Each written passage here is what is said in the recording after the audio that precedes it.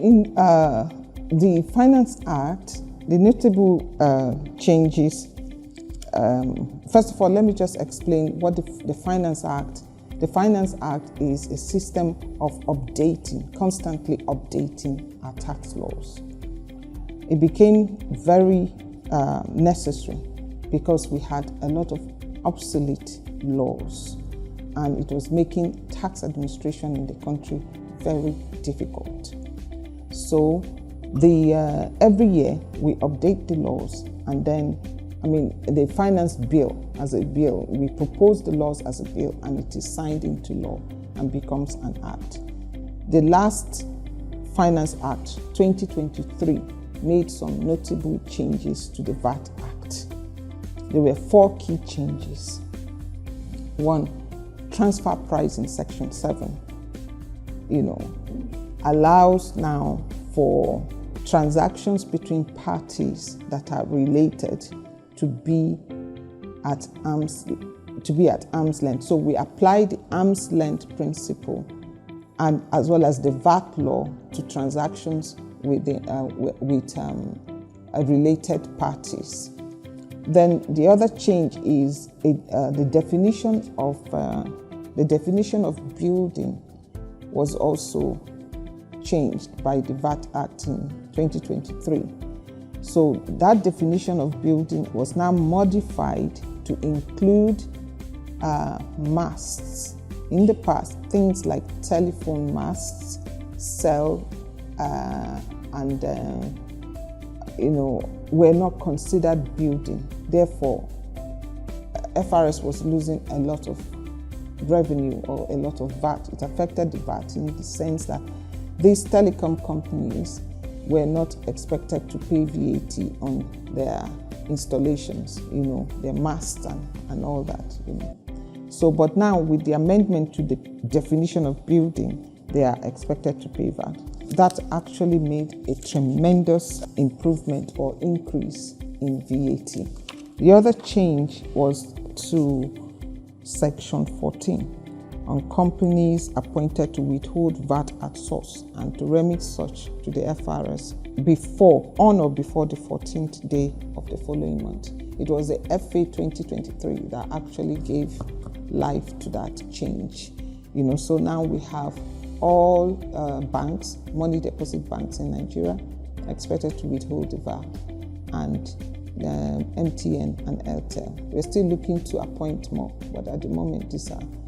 Previous to that, it was only the MDAs that were appointed agents by law, But this, the FA 2023 actually included the money deposit banks and made them, now liable to withhold VAT from all their suppliers and to remit that, to FRS. And the 4th change was to Section 16, and it affects the non-resident suppliers who are appointed agents of FRS to charge the VAT and pay on any purchase by Nigerian customers. So I'll give you an example. Previous to this amendment in FA 2023, companies like Amazon, Netflix, these are non-resident companies, they were not expected to charge VAT on their platforms and remit to the Nigerian government. But with this amendment, every non-resident supplier selling into Nigeria, anything that is VATable, whether a good or a service, is expected to charge VAT to the Nigerian buyers and then remit that VAT to Nigeria. So you can appreciate the tremendous impact this has had on Nigeria, on our VAT revenue. These are some of the things that have actually resulted in such a huge increase in our revenue, VAT revenue in the country.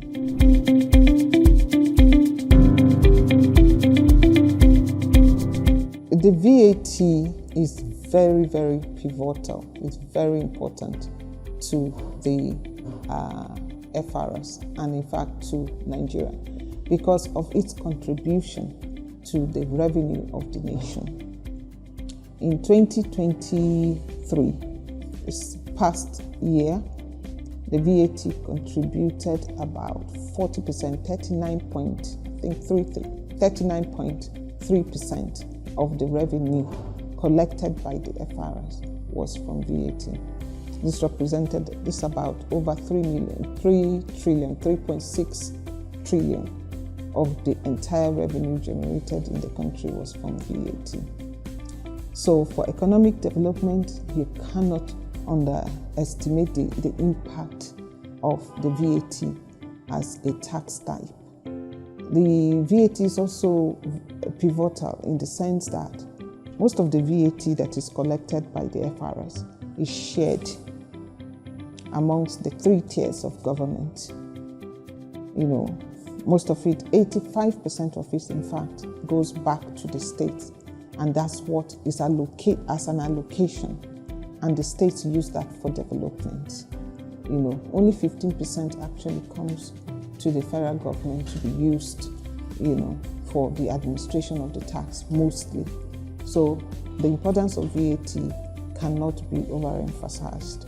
In other tax climes, like in South Africa, which is another very big African economy, you find out that the VAT contribution is so much higher because they have of the efficiency of their tax administration. It allows them to really harness the potential of that nation's VAT.